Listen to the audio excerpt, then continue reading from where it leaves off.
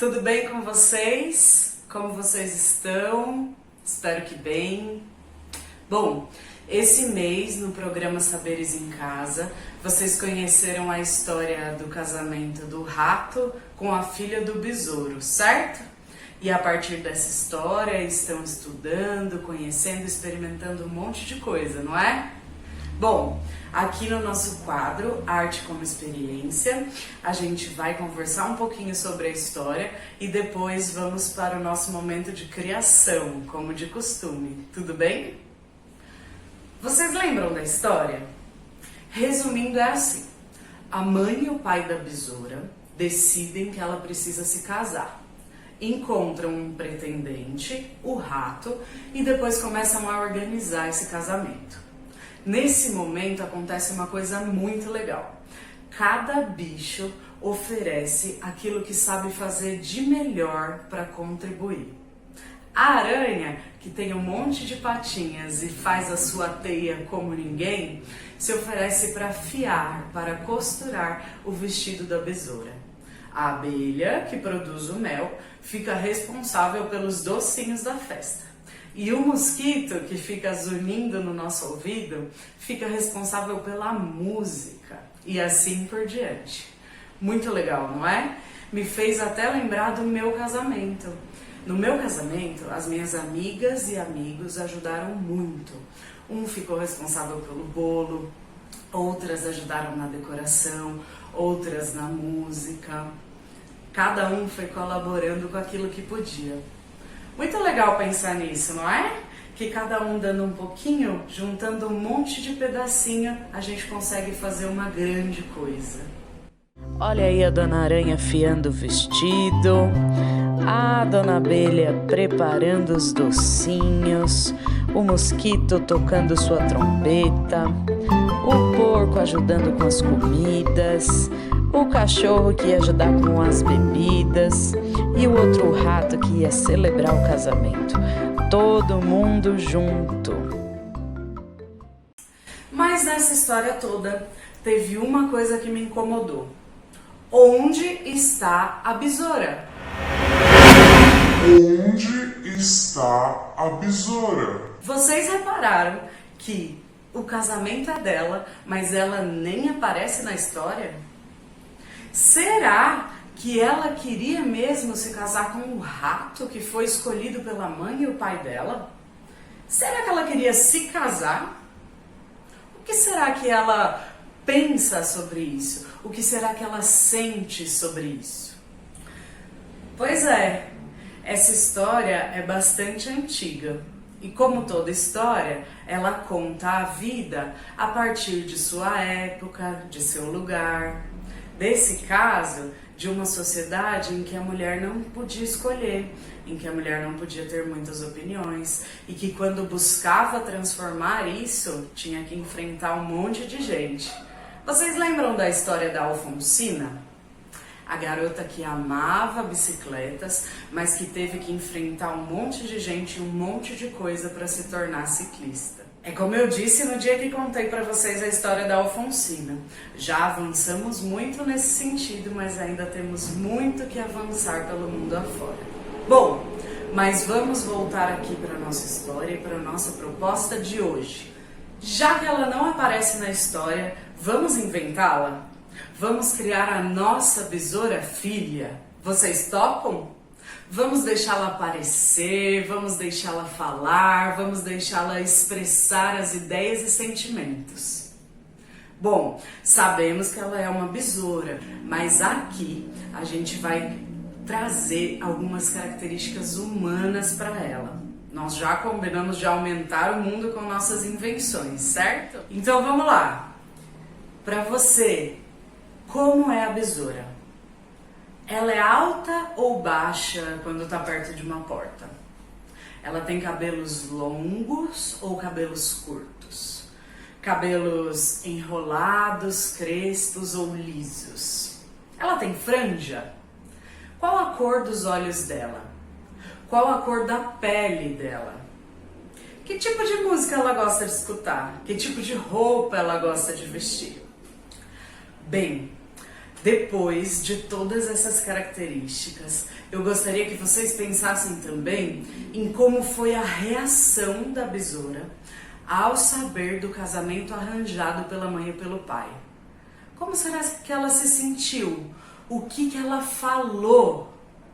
Então, a nossa proposta de criação de hoje é criar a personagem Besoura Filha.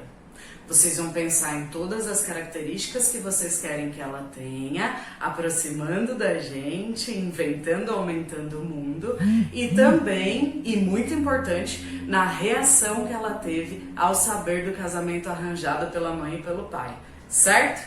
Vocês podem fazer isso desenhando ou usando o corpo de vocês para se transformar na personagem Besoura, como uma personagem de teatro, de filme, de desenho animado. E aí podem usar e abusar de adereços e figurinos. Tudo bem?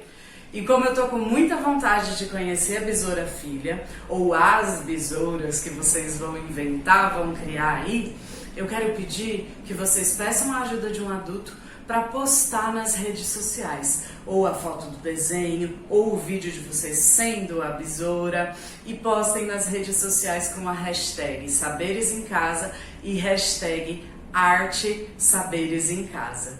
Tudo bem? Vou ficar ansiosa aqui para ver a criação de vocês.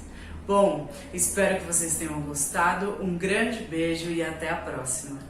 Antes de ir, uma surpresa. Aqui vai a minha besoura para vocês. Eu usei boné, óculos, uma camisa e fiz anteninhas de papel. Agora, o que ela disse, vou deixar para vocês me contarem.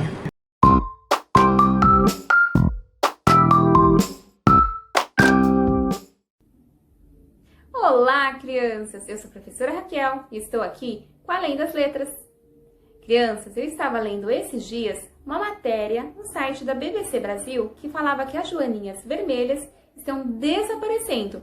Mas por que será que elas estão desaparecendo? Vamos conferir. Nós temos hoje no mundo muitas variedades de joaninhas. Temos joaninhas vermelhas, amarelas, azuis, pretas, entre outras. No Brasil, era muito comum avistarmos as joaninhas vermelhas, mas uma espécie de joaninha asiática tem desalojado as joaninhas nativas. Os especialistas acreditam que ela foi introduzida por uma muda de planta que entrou no país. Agora vejam só como é importante tomar cuidado quando retiramos algo da natureza, pois podemos, sem querer, estar interferindo no equilíbrio ecológico. O bom mesmo é apreciar a natureza, respeitando o lugar de cada ser. 10 adivinhas da Dona Joana.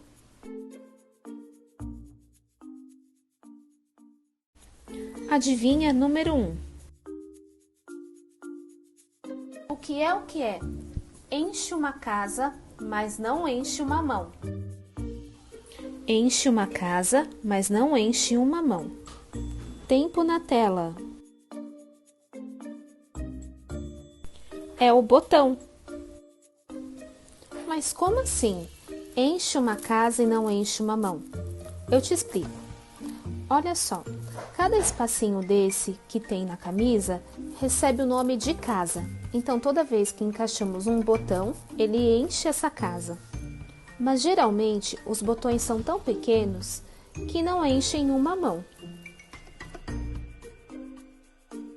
Adivinha número 2. O que é o que é? Passa diante do sol sem fazer sombra. Passa diante do sol sem fazer sombra.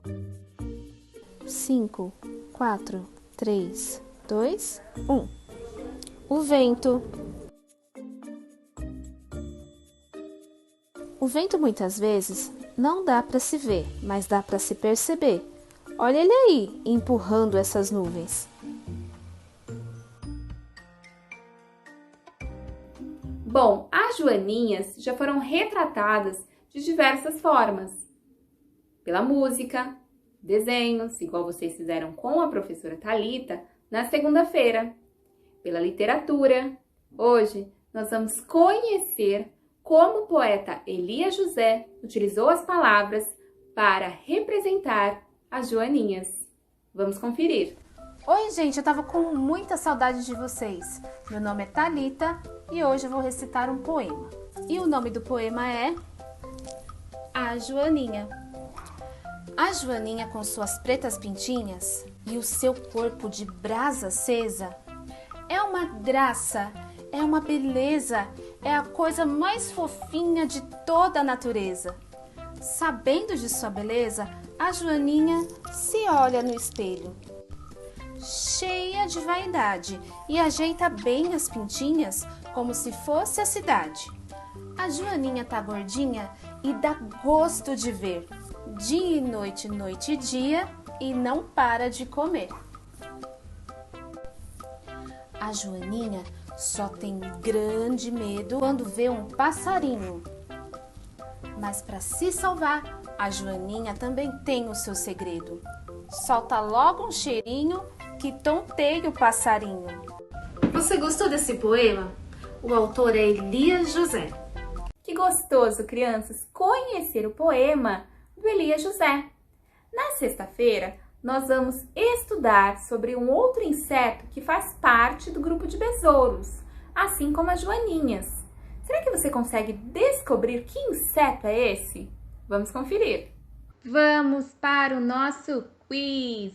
Qual dos insetos, assim como as joaninhas, também faz parte do grupo de besouros? Alternativa A, aranha. Alternativa B, formiga.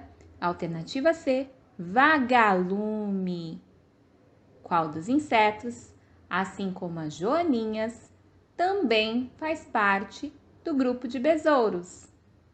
Alternativa A, aranha. Alternativa B, formiga. Alternativa C, vagalume. Tempo para vocês.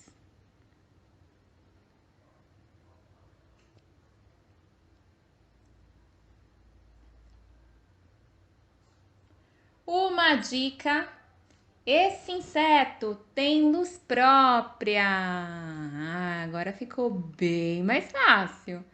Qual dos insetos, assim como as joaninhas, também faz parte do grupo de besouros?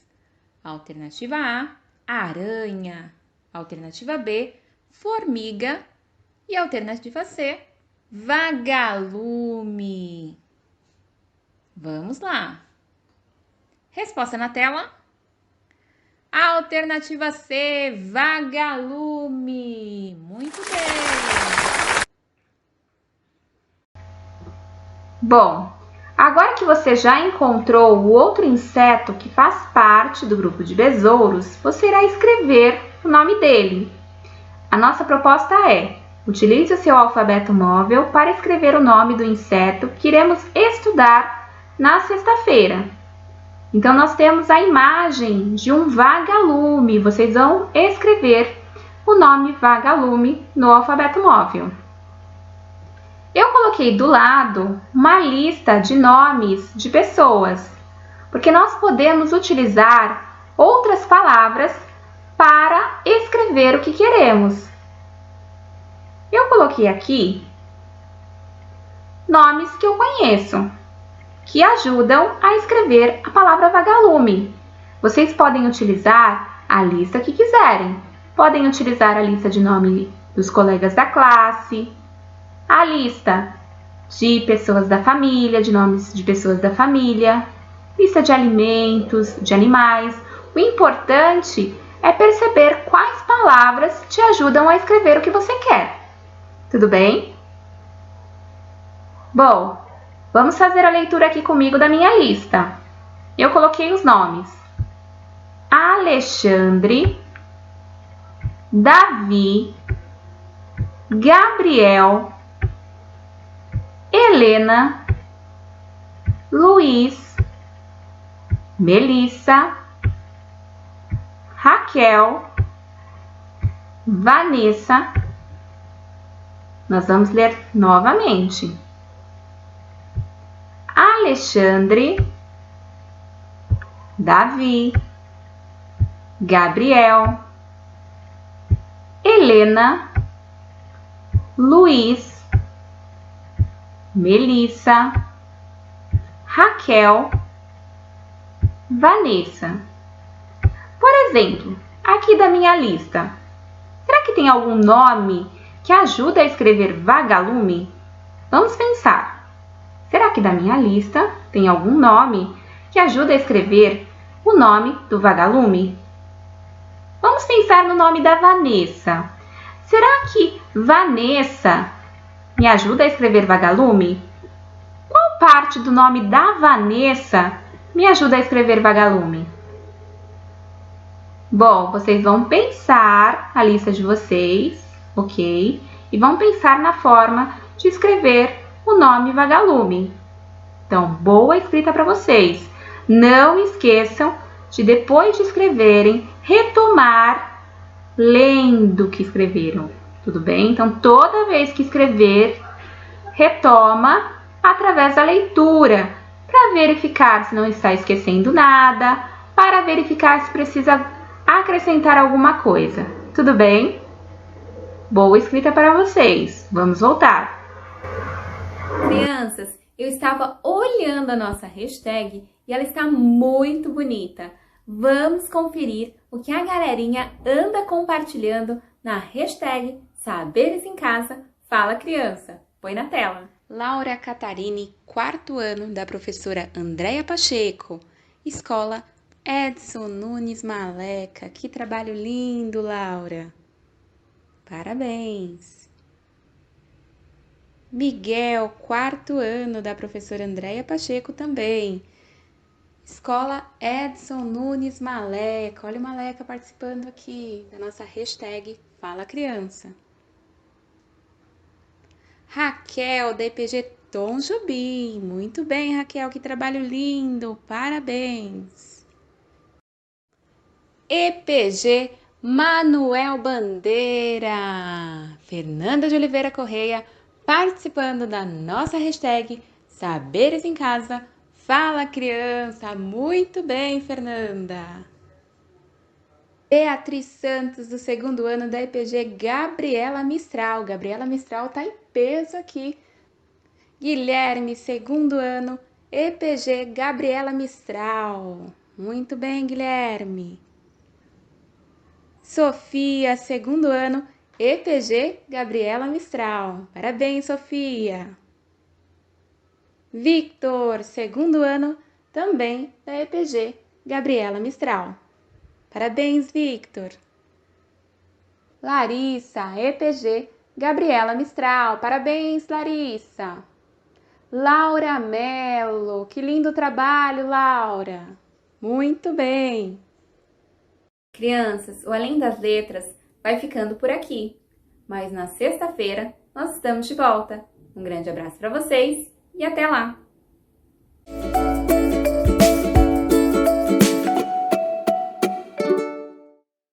Bom dia, pessoal! Tudo bem? Bom dia, boa tarde, boa noite, cada um assistindo o programa em um momento diferente e é isso que é importante, viu? Vocês estarem atentos, participando de todas as propostas aqui comigo, com as professoras de vocês e seguimos em frente, tá bom? Hoje nós vamos conversar sobre um ser vivo bem diferente que apareceu aí no livro de vocês e que eu já andei olhando lá no nosso formulário. Muitos de vocês nem sabiam que era um ser vivo, que era um ser tão diferente assim. Vamos falar a respeito da carocha. E olha, os vídeos não param de chegar. Cada pergunta vocês estão mandando, hein? Eu quero só ver como serão essas respostas. Até eu fiquei curiosa com algumas coisas que vocês trouxeram. Lembrem-se que hoje é o nosso último dia para recepcionar esses vídeos, porque senão não dá tempo de fazer toda a seleção desse material e responder tudo para vocês, tá bom? Então até hoje vocês podem nos enviar o vídeo com a sua dúvida, a sua curiosidade, usando a hashtag Desafio do Dia ou no e-mail que a Pro disponibilizou para vocês, que vai aparecer de novo aí na sua tela. Então, das duas formas, nós vamos olhar esse material, vamos verificar os questionamentos de vocês e o nosso especialista em insetos vai voltar aqui e nos trazer essas respostas. Combinado? Então agora anotem aí o tema de hoje que a gente vai descobrir quem é essa tal carocha. A nossa proposta de hoje é conversarmos um pouquinho sobre de que maneira as condições do meio interferem na vida, no desenvolvimento, na rotina dos seres vivos. E é por isso que nós vamos falar um pouquinho a respeito da carocha. Exatamente porque ela tem um comportamento diferente de acordo com algumas condições. Olha aí a imagem da carocha. Quem já tinha visto esse bichinho por aí? Não? Então, olha só, no nosso livro, ela está na página 10 e 11. Olha aqui a nossa carocha do livro. E na história do casamento do rato com a filha do besouro, ela foi responsável por construir a cama. Olha lá. Agora, o vestido pronto já temos, porém a cama, onde vamos comprar? Responde a carocha do seu carochal. Pronta estou para a cama armar. Então, essa daqui, a nossa carocha, ela foi a construtora aí, tá bom? Agora, lá na região do Nordeste, essa carocha, ela é conhecida por outro motivo, sabia? Como vocês já viram aqui com a Pro em outros programas, a região Nordeste, ela é marcada por um período muito longo de estiagem, sem chuvas, um período de seca muito grande. E aí, sabe o que acontece com a carocha, gente? Ela hiberna. Vocês sabem o que significa a palavra hibernar? Não sabem? Hibernar é igual acontece com outros seres vivos, que eu não vou te contar, porque você vai ter que investigar isso hoje, tá bom? Ele dorme, ele entra como se ele estivesse dormindo, e ele fica dormindo um período longo. De repente, você às vezes até olha para o ser vivo e acha que ele morreu. E de repente, mudam as condições do meio e ele começa todas as suas atividades normalmente, como se nada tivesse acontecido. Olha só o que eles falam lá no Nordeste. Os sertanejos nordestinos aguardam ansiosamente a chegada das chuvas. Isso por vários motivos nós sabemos, né? E quando elas surgem, elas são recebidas com muita festa, com muita euforia e esperança, porque a partir disso, as plantações, a agricultura da região, ela começa a florescer também, ela se desenvolve de maneira bem positiva, né? A vida no sertão, então, ela muda completamente. Entretanto, o início dessa estação também atrai visitantes não muito bem-vindos, que são as carochas. Nos anos muito chuvosos, as cidades do sertão nordestino, elas são infestadas pela dona carocha. E nas cidades, elas não são tão desejáveis assim. Na agricultura ela é. Sabe por quê? Porque como vocês perceberam nos outros encontros, quando nós falamos de cadeias alimentares, as carochas, elas têm uma função na cadeia alimentar. Elas vão conseguir comer, elas se alimentam de outros insetos que são prejudiciais para a plantação. Então elas fazem um controle natural, ajudando essas plantas a continuarem ali se desenvolvendo. Na agricultura ela vai ser benéfica, mas nas cidades infestadas por ela, não. Sabe por quê? Eu vou te contar. Então presta atenção. No Nordeste, os machos e fêmeas entram em hibernação por volta dos meses de maio e só voltam a serem vistos, sabe quando? no ano seguinte, por volta do mês ali de fevereiro e março. A hibernação, em geral, acontece no solo em uma profundidade de mais ou menos 12 centímetros. Só que as carochas também podem ser encontradas nas fendas de tijolos, embaixo de blocos, nas fendas das casas de taipa, que são muito comuns, são casas de madeira construídas na região Nordeste. Então, elas podem hibernar em todos os locais, até mesmo em regiões onde a gente tem lixo, entulho, elas hibernam. Aí você olha para ela, dá a impressão que ela tá morta. Mas aí, quando chega fevereiro e março do ano seguinte, elas voltam e começam a atuar naturalmente, como se nada tivesse acontecido no ambiente. Só que aí, como elas estão em grande quantidade nas cidades, elas queimam a pele das pessoas. Esse é um mecanismo de defesa que as carochas possuem. Então, olha só que interessante. Ao se sentirem ameaçadas ou perturbadas por qualquer motivo, elas liberam um coquetel de substâncias cáusticas, que são substâncias que causam queimadura na pele das pessoas. Elas só fazem isso quando se sentem ameaçadas, tá bom? Isso é importante deixar claro aqui para vocês. Então, elas vão produzir um odor bem forte, um cheiro bem desagradável. E essas substâncias, elas são produzidas por um par de glândulas que a carocha possui, que além de queimar, elas mancham muito a parede, o chão das casas. Então, além de ser um problema porque causam a queimadura, elas ainda mancham todas as casas. Como elas podem ficar hibernando em vários locais, chega no mês de fevereiro e março, é carocha para todo lado. Então, olha só, esse é um exemplo clássico de como as condições do meio interferem no desenvolvimento do ser vivo. Então, no caso da carocha, nós temos a hibernação. E você sabia que não é só a carocha que hiberna? Nós temos outros seres vivos que também fazem isso, mas eu não vou te contar quais são. Isso você vai descobrir já já com o desafio que eu vou te propor hoje. Agora, tem uma outra situação bem parecida que acontece com as sementes. Sabe o que é? É um processo chamado de dormência. Você já ouviu falar? E sobre um banco de sementes? Você conhece um banco de sementes? Então, eu vou começar primeiro te mostrando o que é esse banco de sementes. Observe a imagem.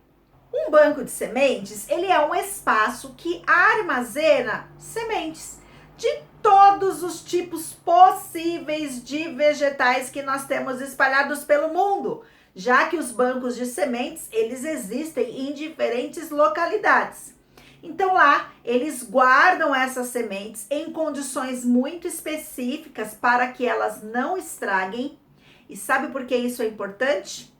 Porque futuramente, numa situação de emergência, essas sementes, elas podem ser utilizadas exatamente por causa desse processo que eu falei no comecinho, que é a dormência. A semente está ali, quietinha, guardadinha, mas quando ela encontra novamente condições ideais no ambiente, ela floresce. Ela faz com que aquele vegetal, aquela planta, ela possa nascer novamente. Então, é um outro processo, como eu já disse para vocês, as plantas também são seres vivos. Será que ter um banco de sementes pode contribuir com alguma situação específica no futuro? Já dei muita dica, você vai descobrir isso já já também. Viu só quantas descobertas nós tivemos por aqui hoje? Você conheceu um pouco mais da história da carocha, viu que ela se relaciona com o ambiente, podendo em algumas situações ser benéfica, mas em outras ela também é prejudicial, que ela realiza um mecanismo de hibernação e o seu desafio será descobrir que outros seres vivos também realizam a hibernação. Se não for a hibernação, eu tenho certeza que você pode descobrir seres vivos que mudam radicalmente o seu comportamento de acordo com as condições do ambiente, principalmente as estações do ano. Que tal descobrir quais são esses seres vivos? Então, investiguem, que eu tenho certeza que as descobertas serão bem legais. Além disso, já vamos para a nossa síntese. A Pro quer que vocês coloquem aí no registro e no caderno de vocês qual a importância de um banco de sementes. Por que você acha que esse banco de sementes, pensando na dormência que essas sementes conseguem desenvolver, como que ele pode ser útil? Olha, tem bancos de sementes espalhados por muitos lugares, viu? Então, investiguem, registrem no caderno de vocês essas hipóteses, discutam com os professores de vocês e é claro que eu espero vocês no nosso próximo desafio. Tchau, tchau!